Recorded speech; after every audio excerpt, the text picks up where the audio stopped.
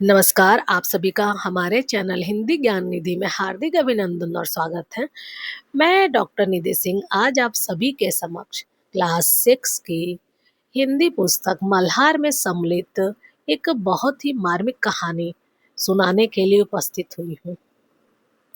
यह कहानी माधवराव सप्रे द्वारा लिखित है।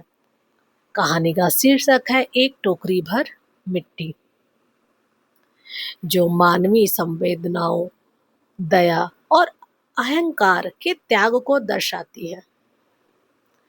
इस कहानी में एक लालची जमींदार और अनाथ विधवा के माध्यम से यह संदेश दिया गया है कि किसी का घर छीनना सिर्फ जमीन हथियाना नहीं, बल्कि उसकी भावनाओं और यादों को छीनना है, जिसका बोझ कोई नहीं उठा सकता।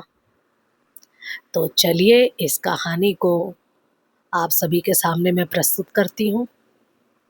तो कहानी कुछ इस प्रकार है। श्रीमान नाम के एक जमींदार के महल के पास ही एक गरीब और बूढ़ी महिला की झोपड़ी थी। जमींदार साहब की इच्छा हुई कि वे अपने महल के आंगन को उस बूढ़ी महिला की झोपड़ी तक आगे बढ़ाएं।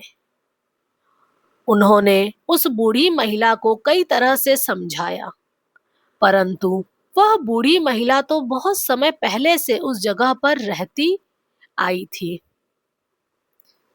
उसी झोपड़ी में रहते हुए उसके प्रिय पति, एकमात्र पुत्र और बहू स्वर्ग सिधार गए थे।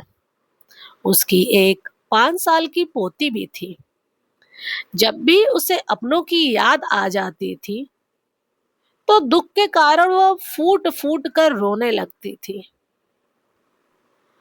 और जब से उसे पता चला कि उसके पड़ोसी श्रीमान उसे हटवाना चाहते हैं, तब से वो अत्यधिक दुखी और परेशान रहने लगी थी।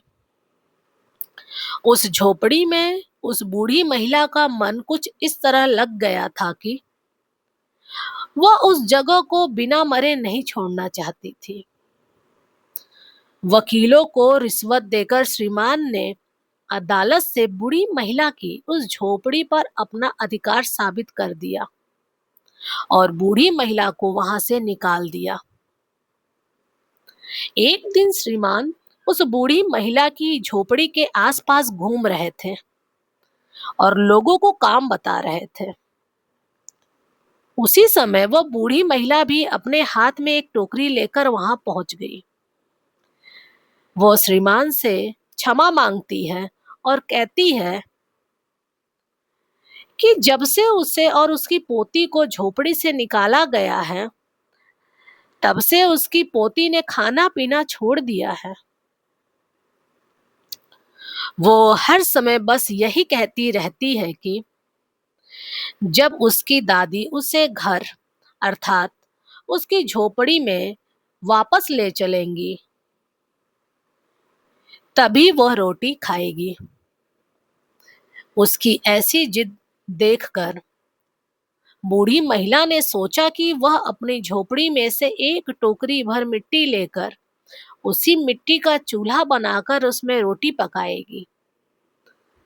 ऐसा करने पर उस बूढ़ी महिला को विश्वास है कि उसकी पोती रोटी खाने लगेगी। वह बूढ़ी महिला श्रीमान की अनुमति पाकर झोपड़ी के अंदर चली गई।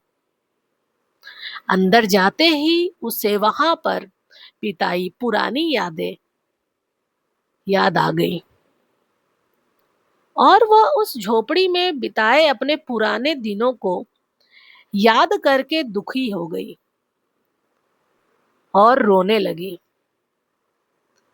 वह हाथ जोड़कर श्रीमान से प्रार्थना करने लगी कि वह दया करके उस टोकरी को थोड़ा सा हाथ लगाए, जिससे वह बूढ़ी महिला उस मिट्टी से भरी टोकरी को अपने सिर पर रख सके।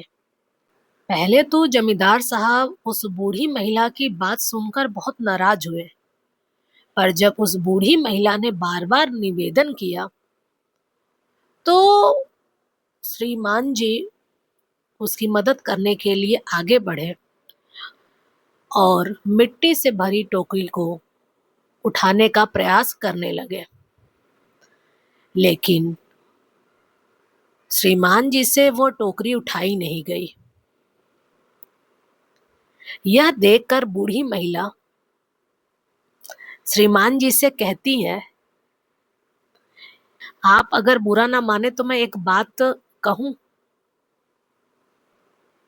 आपसे एक टोकरी भर मिट्टी उठाई नहीं जा रही है और इस बूढ़ी महिला की ये जो झोपड़ी है, इसमें तो हजारों टोकरियां मिट्टी पड़ी हुई हैं। उसका भार आप कैसे उठा सकेंगे? जमींदार साहब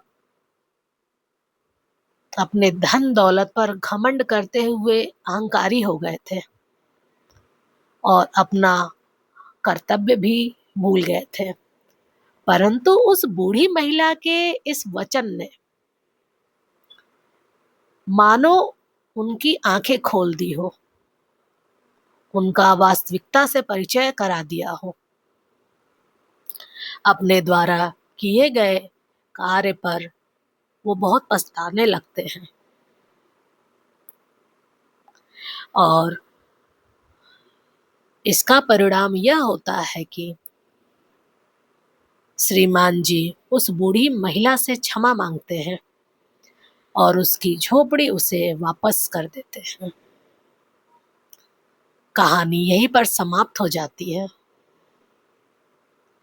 तो आप सभी को यह कहानी कैसी लगी मुझे कमेंट में ज़रूर बताइएगा। तब तक के लिए धन्यवाद।